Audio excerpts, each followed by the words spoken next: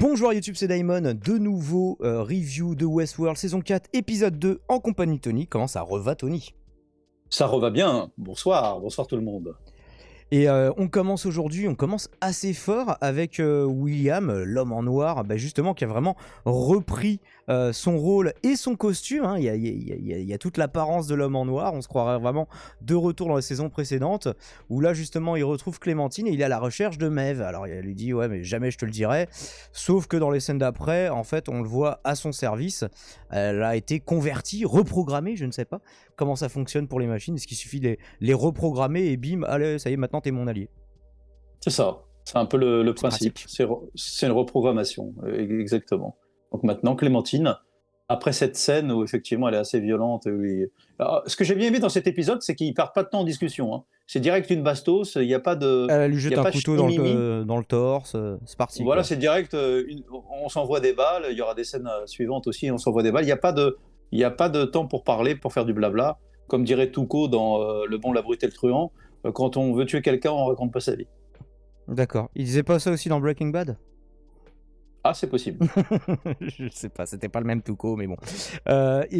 Donc on a une scène plus loin où peu s'en faut. Toujours le road trip de Caleb qui suit Maeve qui fait un petit peu son sidekick humain et Maeve qui boit un coup au volant. Moi j'ai deux problèmes avec ça, c'est déjà boire ou conduire, il faut choisir. Et depuis quand tu bois des coups quand t'es un androïde? C'est vrai que alors elle a une nouvelle appétence pour l'alcool. Ah, ça va revenir, oui, en plus. Oui. Ça va revenir, ouais. Donc là, je sais pas, ils veulent en faire un personnage robotique, déluré. Bon, c'est un délire de scénariste, mais pourquoi pas, hein. Pourquoi pas. Ah, parce qu'il y avait carrément des gens qui faisaient des théories, justement dans l'épisode précédent au sujet de Christina, qui disaient on la voit pas manger, on la voit pas boire une seule fois dans l'épisode. Oui, mais comme quoi c'est pas un indice du tout en fait. Vu que les autres, ils peuvent très bien boire des coups. Ou c'est peut-être pour lubrifier ses circuits, mais je suis pas sûr que l'alcool, même pour les humains, pour lubrifier les circuits, ce soit la meilleure solution. Mais c'est vrai que bon, elle a une tendance alcoolique maintenant, Maeve, dans sa nouvelle version 2.0, version alcoolo. Et alors, où est-ce qu'ils se rendent justement notre nouveau duo, notre nouveau couple mixte encore une fois entre humains et hôtes? Ils vont chez le sénateur et en fait, il a l'air surpris. Ce serait bien de prévenir Caleb de tes intentions. Mais visiblement, rien que quand elle le voit, elle sait que c'est un hôte. Mais du coup, Caleb, il est très très surpris quand elle lui tire direct une bastos dessus. Et alors, elle prend le temps de dire oui, c'est bon, c'est pas votre mari. Et d'ailleurs, vous êtes pas sa femme non plus, vous êtes un hôte. Mais alors pourquoi tu la préviens? Non, mais c'est bon, c'est pas votre mari. Sachant que en fait, il y a pas besoin de la persuader. Ça aurait un sens si elle était humaine de dire ça. Ou peut-être qu'elle s'en rend compte en cours de route, je ne sais pas. Oui, parce que on marquera qu'ils sont customisés là, les autres, donc elle n'arrive pas à les contrôler au niveau motricité. Elle peut pas les donc freeze. là, elle peut pas les freeze directement. Il faut qu'elle fasse un peu plus d'efforts. Donc je pense qu'elle a quand même un mini doute sur la femme du sénateur. C'est pour ça qu'elle lance cette phrase. Mais elle se rend vite compte qu'effectivement c'est une hôte. Et peut-être qu'ils sont plus difficilement détectables en tant qu'hôte, même par Maeve. On sait qu'elle a quand même une sorte de super pouvoir en la matière, puisqu'elle peut outrepasser la programmation normalement des autres. Mais alors là, moi ce que je comprends pas, c'est la commande d'arrêt des fonctions motrices, elle fonctionne pas. Elle fait que le répéter, et la 9e fois qu'elle le répète, ça marche. Pourquoi la 9e fois plutôt qu'une autre? La raison invoquée, c'est que William a amélioré ses sbires. Ouais, mais la commande, soit elle fonctionne pas. Et on l'a pas vu essayer quelque chose de différent, on l'a juste vu répéter la même phrase, ou on l'a pas vu faire procéder à un piratage pour geler l'autre qui restait, en l'occurrence le sénateur. Tu sens qu'elle force un peu, qu'elle se concentre, qu'elle serre les fesses, tu vois, qu'elle fait l'appel à la force robotique, hein, sûrement. Ils vont nous vendre ça comme ça. Vu que dans Obi-Wan, ça n'a pas très bien marché, ils reprennent un peu la franchise. Mais c'est vrai qu'elle cligne, tu sais, elle serre un peu, tu sens qu'elle serre un peu plus les fesses. Elle a les yeux mi-clos, elle se concentre un peu plus pour arrêter la marche en avant de la folle sénatrice. Là. Non, comprends-moi bien, Tony. Moi, en fait, quand je dis ça, c'est pas pour soulever une incohérence, c'est plutôt une défaillance de la mise en scène. Moi, je veux bien que Maeve, en se concentrant très fort, elle peut outrepasser l'update qu'ils ont eu ces deux autres-là. Ok. Mais j'aurais aimé qu'on nous l'illustre quand même d'une manière ou d'une autre, plutôt que de juste elle répète la même phrase et à un moment ça marche. Et ouais, elle cligne peut-être un peu des yeux, mais je passe un peu voilà. je trouve. Elle se concentre, tu sens bien, elle est comme ça, là, elle se concentre et tout, comme si elle chiait. Mais bon, moi, ça m'a pas trop dérangé. Je comprends que tu butes un peu là-dessus, mais moi, forcément, je veux dire, ça m'a caressé l'une sans toucher l'autre, en fait, comme dirait Jacques. Ouais.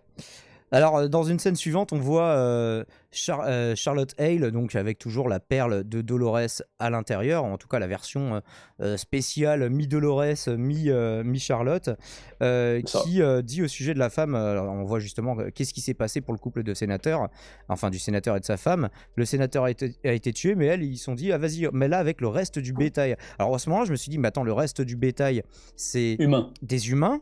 Est-ce que c'est les humains que tu traites de bétail? En fait, on s'aperçoit qu'il n'y a que des chevaux, finalement. Donc, du coup, on ne sait pas trop la grange avec le reste du bétail. Est-ce que ça voulait dire?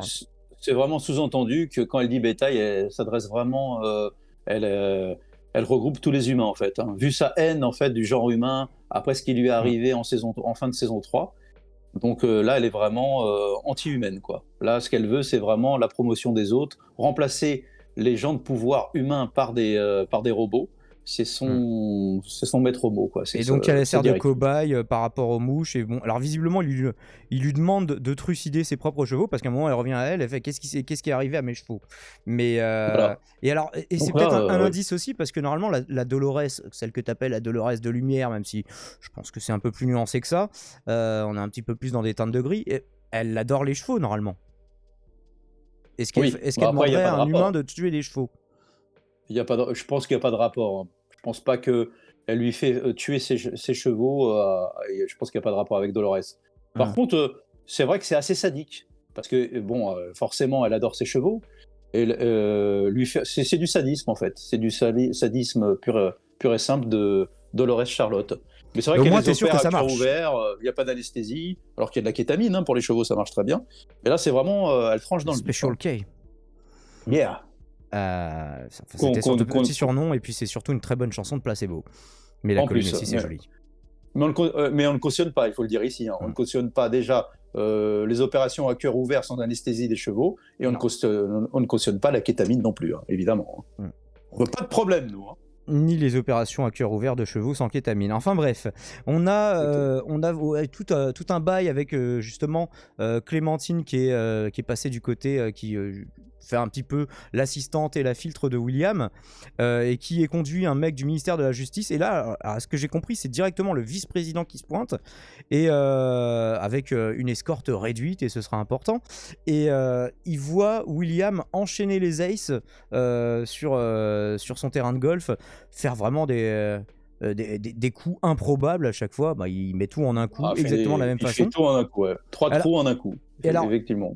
Moi j'ai vu Captain Ce qui est dur, qui disait oui, au fur et à mesure qu'il les met en un coup, il devient de plus en plus inquiet. Je pense que c'est surtout au fur et à mesure de ce que William lui dit, parce que les deux premiers, quand il les met directement, il fait oh putain, un truc de ouf, mais c'est tout en fait. Alors que 3 fois d'affilée, tu te dis c'est juste pas possible en fait. C'est là qu'il grille qu'effectivement il n'est pas face à un humain, donc le vice-président. Et je voulais dire aussi que trois coups, enfin 3 trous en un coup, même Rocco Siffredi ne le fait pas. Donc chapeau à William. Chapeau l'artiste, du coup. Et donc voilà, qui lui met un petit coup de pression. Et alors à la fin, il sous-entend, il dit oui, un os qui est cassé, il y a un cal qui se forme, et toi aussi, ça va te faire la même chose, comme moi je l'ai fait. Du coup, est-ce que ça veut dire simplement qu'il va être remplacé par une machine comme William l'a été? J'imagine que c'est ça que ça suggère, mais je vois pas trop l'allégorie du cal. C'est le projet. De toute façon, il sera remplacé, évidemment. On le voit plus tard en mode... On le voit plus tard en mode robot. Donc oui, effectivement, il va être... Ah, on le voit plus tard en mode robot, ça j'avais pas fait gaffe. Ouais, dans une scène... je crois que c'est dans le... Tu sais, quand William présente, on en parlera plus tard, mais dans le train. Tu sais, dans le train, quand il présente le nouveau parc d'attractions, tu vois le vice-président derrière. Ah, j'avais pas percuté. En mode robotique. Ah bah, on travaille, nous, hein. Attention, hein. Toi, oui. Moi, non. Ah, mais tu travailles aussi, hein. Tout ça, c'est du boulot. Hein. Donc faites des dons, s'il vous plaît. Effectivement, n'hésitez pas, faites des dons si vous le pouvez.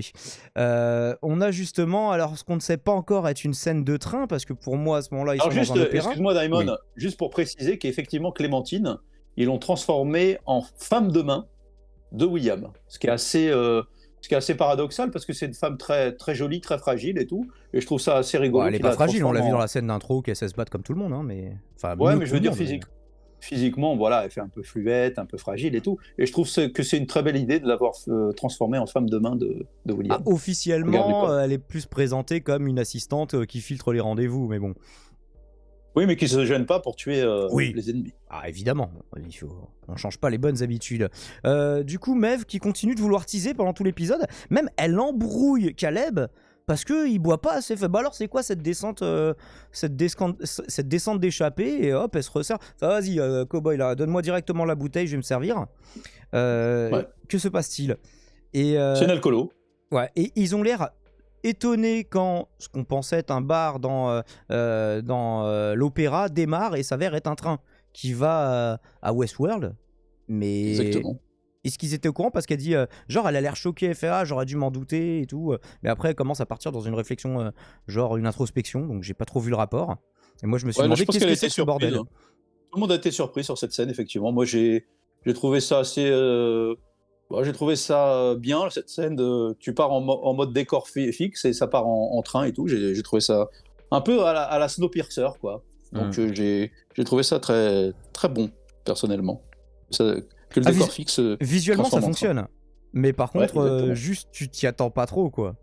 C'est vrai, c'est la surprise pour tout le monde.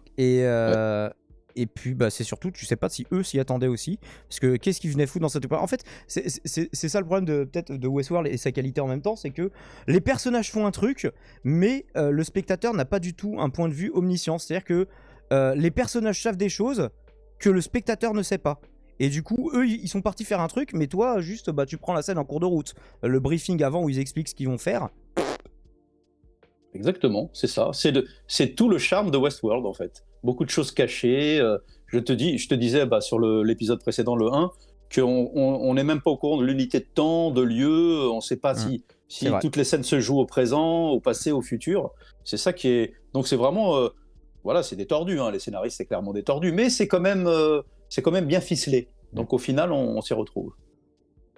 Bon, et puis on a du coup Charlotte qui fait une nouvelle victime. Alors juste, excuse-moi, je te coupe. Juste sur la scène du bar, j'ai trouvé ça visuellement très beau. Ça m'a fait penser à la scène de bar dans Shining de Stanley Kubrick, parce qu'il y a vraiment les lumières. Et d'ailleurs, il y a un acteur qui ressemble énormément à un acteur que tu vois dans Shining. C'est la personne, l'intendante dans l'hôtel, là, l'Overlook, et la personne afro-américaine. Et je pense que c'est un clin d'œil délibéré à Shining, hein, cette scène-là, pour les connaisseurs. Et donc quelques scènes plus tard, Charlotte qui révèle son plan sans le révéler, mais qui sort une phrase un peu menaçante à sa nouvelle victime: j'ai des plans pour votre espèce. Et donc voilà, c'est là qu'on comprend que c'est l'update de leur stratégie. Plutôt que de s'embêter à remplacer les humains un par un par des autres, autant lâcher quelques mouches. Vous restez des humains, mais vous êtes sous notre contrôle. Bon, ça fait un petit peu... contrôle de masse. Ouais. On est dans cette thématique, contrôle de masse, MK Ultra, pour les gens qui suivent un peu cette mouvance, qui s'intéressent à ça. Et voilà, c'est encore aussi beaucoup n'importe quoi. Mais... Oui, après, il faut faire le tri, évidemment. Mais en tout cas, clairement, dans la série, là, il y a, c'est quelque chose qui montre très bien, c'est un contrôle de masse des humains par d'autres humains sous contrôle. Ça, on peut pas le nier. Enfin, là, en l'occurrence, directement par un autre, mais bref.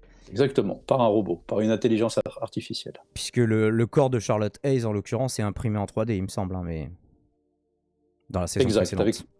Avec une conscience, hein, quand même. Hein. Une conscience un peu hybride qu'on n'arrive pas trop à s'expliquer, mais bon. Enfin, on n'était pas d'accord en off, on en discutait, mais... Entre la Dolores sombre et Charlotte, déçue par le genre humain, donc... qui est encore plus sombre que la Dolores sombre. Donc là, c'est effectivement un robot dark, en fait. Ouais. Et donc, on retrouve le personnage de Christina dans cet épisode, qui bosse toujours à Olympiad Entertainment, mais qui n'y était pas pour une journée après son agression qu'on avait vu dans l'épisode précédent. Et alors, son employeur, qui est censé ne pas se mêler aux activités extra-professionnelles de ses employés, mais qui quand même la trace en mode GPS, il dit « Qu'est-ce que vous foutez ?» Alors, je sais plus, dans le New Jersey, en l'occurrence.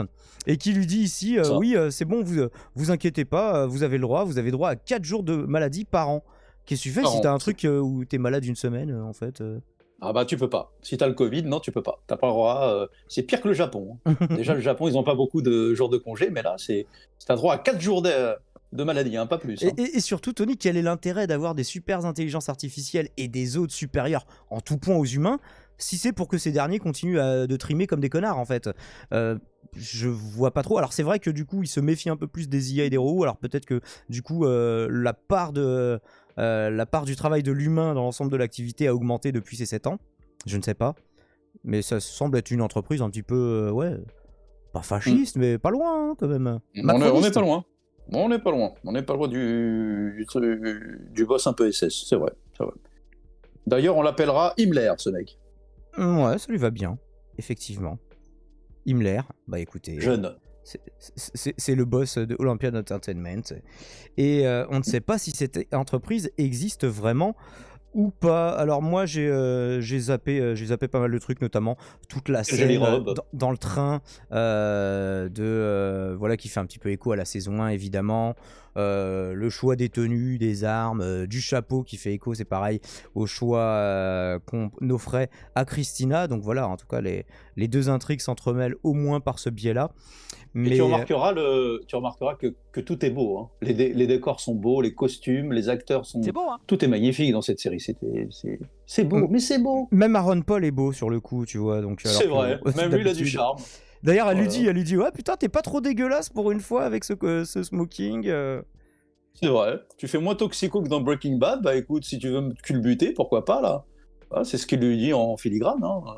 Je ne sais pas, mais en tout cas, si tu veux boire des coups, il y a peut-être moyen. Et voilà, peut-être le clou de cet épisode, c'est le moment où on retrouve William, mais pas Turbo William, comme dirait l'autre.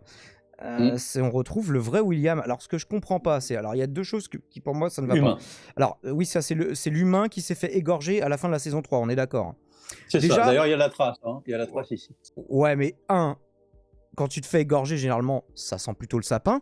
2, si tu veux neutraliser quelqu'un, un humain, et que t'es un autre, il y a peut-être des moyens moins létaux que l'égorgement. T'as plein de trucs pour le neutraliser. Je sais pas. Après, tu sais, fléchette tranquillisante, un truc. On est en 2057. Alors, est-ce qu'à l'époque, il n'y avait pas... Enfin, à l'époque 2057, il n'y a pas un Raoult, tu sais, avec un traitement extraordinaire, où en fait... Révolutionnaire. Voilà, ça te suture directement... tu sais, voilà, personne ne peut comprendre ça. Et en fait, il suture directement, tu sais, la carotide et tout. C'est possible, hein, tout est possible dans ce monde de fous. Hein. D'ailleurs, c'est un monde insensé, hein, je crois qu'il parle de ça. Là, c'est surtout, là, moi, je vois surtout la main du scénariste qui se dit « Ouais, non, on va faire en sorte que tout le monde pense qu'il est mort pour pouvoir le faire revenir. » Mais c'est juste, voilà, c'est créer du suspense un petit peu pour rien, je trouve, ici. Mais d'ailleurs, il le cryogénise. Oui, et alors je vois pas l'intérêt, c'est ça l'autre problème, et surtout le principal problème. Alors on va en revenir au débat qu'on avait sur l'épisode précédent, mais elle le garde cryogénisé dans une immense pièce, où il n'y a rien d'autre, hein, et elle vient épisodiquement le narguer parce qu'elle dit « Ah, encore vous !» Et alors moi j'aurais espéré que les androïdes seraient au-dessus de ça, mais que le sadisme on le coderait pas. Ah non, on est clairement dans une Dolores Charlotte extrêmement sadique. Hein. Et c'est pas du tout pragmatique, et c'est finalement très humain, je trouve. Oui, mais il y a un côté... c'est dommage. Tu vois bien qu'effectivement, c'est vraiment des clones d'humains. Hein. Quand tu les vois dans le parc en mode western, ils ressemblent vraiment à des humains. Ouais, il faut qu'ils donnent cette évolution, toute cette technologie pour finalement faire la même merde, les mêmes sacs de viande à la con, sauf qu'ils sont pas en viande. Voilà, je suis d'accord avec toi. J'aurais préféré aussi quelque chose d'un peu plus évolutif, plus intellectuel, peut-être pas tomber dans la vengeance aveugle, mais bon, c'est écrit comme ça, hein, qu'est-ce que tu veux que je te dise, hein, c'est comme ça. Et c'est vrai que William, transformé en vulgaire poisson pané Findus, j'ai trouvé ça aussi, quel intérêt, je veux dire, Est-ce qu'il y a un placement de produit pour tout ce qui est Picard surgelé? J'ai pas compris. J'ai pas compris. Probablement. William qu'on retrouve, mais dans sa version robotique, dans cette scène finale, où il nous dit bienvenue dans l'âge d'or. Alors je sais pas si c'est un âge d'or, mais en tout cas il semblerait que ce soit une nouvelle thématique, un nouveau parc, à savoir j'imagine que c'est le New York du début du XXe siècle. On voit des fortés. On va dire années 30, prohibition, ça sent la prohibition. Regarde la voiture là devant. Moi je sens les années 30. Le mec il a l'air bourré là au milieu qui marche quand même. Hein. Exactement, défoncer. Tu sais, quel est l'intérêt d'aller dans un parc où il y a la prohibition? Attends, les mecs ils payent super cher pour faire du GTA, on leur dit bah non, il n'y a pas d'alcool. Ouais, après tu vas dans des petites caves comme ils faisaient à l'époque. Tu sais, c'était la prohibition, mais on va peut-être voir le Al Capone version Terminator, tout est possible. Hein. Et alors du coup, c'est surtout en fait tout cet épisode pour nous dire quoi? On va voir Caleb qui va découvrir le parc. J'ai l'impression parce que c'est là qu'ils se rendent à la base, à moins qu'ils aient un autre plan dont on n'a pas connaissance et qu'ils fassent semblant d'y rendre.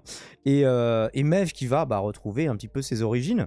Mais alors déjà, qu'est-ce qu'il y a encore dans le parc? Parce que moi je pensais qu'après la révolte, il n'y avait plus rien dans le parc en fait. J'ai loupé combien d'épisodes en fait? T'en auras loupé aucun. Là, ils refont un parc. Hein. Alors quel est l'intérêt? Ça on le saura, je pense, un peu plus tard. Mais c'est vrai que quel est l'intérêt pour Charlotte Dolores de créer un autre parc avec l'aide de William en mode robot? Il voulait juste extraire les données. Enfin, c'était Serac qui voulait extraire les données. Mais... Ouais, alors est-ce que c'est pas pour alimenter leur intelligence artificielle? Parce que dans l'épisode 1, il reprend le barrage pour relancer les serveurs. C'est plus pour stocker des données, c'est pas tellement une puissance de calcul, c'est plus du stockage, quoi. Et je pense qu'en fait, le but ultime de Dolores Charlotte, c'est vraiment un contrôle, mais total. Total, c'est-à-dire même avoir accès au sublime, contrôler tout. On sait pas trop parce qu'il lui demande William, mais en fait il lui dit ouais, ton objectif c'est juste de dupliquer à l'infini pour remplacer tout le monde par des clones de toi. Et elle répond un truc un peu énigmatique en disant oui, je veux pas que mes enfants ils se fassent bouffer, je sais pas trop quoi. Il y a quelque chose derrière de plus grand, je pense qu'elle a une vision plus grande que ça. C'est pas juste le contrôle de masse, il y a quelque chose. J'espère qu'il y a un objectif, que le moyen n'est pas simplement la fin. Parce que pour l'instant c'est vrai, c'est ce que ça suggère, oui. Oui, là, il faut pas oublier qu'on est que juste sur les 2 premiers épisodes. En tout cas, moi, pour ma part, ce que j'aime bien, c'est le côté visuel, très beau, la photo, les décors, les personnages, tout est magnifique. De toute façon, quand tu recrées des époques, là, c'est forcément un travail de fou, quoi. Ouais. Non, vraiment. Là, tu sais, pour parler de... Là, c'est vraiment l'antithèse d'Obi-Wan. Obi-Wan, les décors étaient pourris, l'intrigue était pourrie, et là, t'es sur quelque chose de vraiment plus... de génial, quoi. Enfin, pas génial, parce qu'on connaît pas encore la fin de la saison, mais c'est déjà très prometteur, je trouve. Obi-Wan restera-t-elle la série qui sera l'étalon universel de la médiocrité? Eh ben, écoutez, vous le saurez dans un prochain épisode. Merci, Tony, d'avoir participé à celui-ci. Merci à toi. On se retrouve lundi prochain pour le prochain épisode de Westworld, vendredi pour l'épisode de The Boys, et mercredi, on vous fera un sérivore où on vous parlera de Stranger Things, de Calibre, et peut-être que tu vas regarder Eternal Sunshine of the Spotless Mind, Tony. Tu nous diras ça. Exactement. Mercredi. Exactement. Merci. Et Stranger Things, soyez là pour Stranger Things parce qu'on va les déchirer. Il y a moyen, ouais, déchirer, que ce soit une série partagée, déchirée, mais pas de Steve Poulet par contre, évidemment. Ciao ciao, abonnez-vous, likez, commentez, partagez et faites des dons si vous le pouvez, comme d'hab.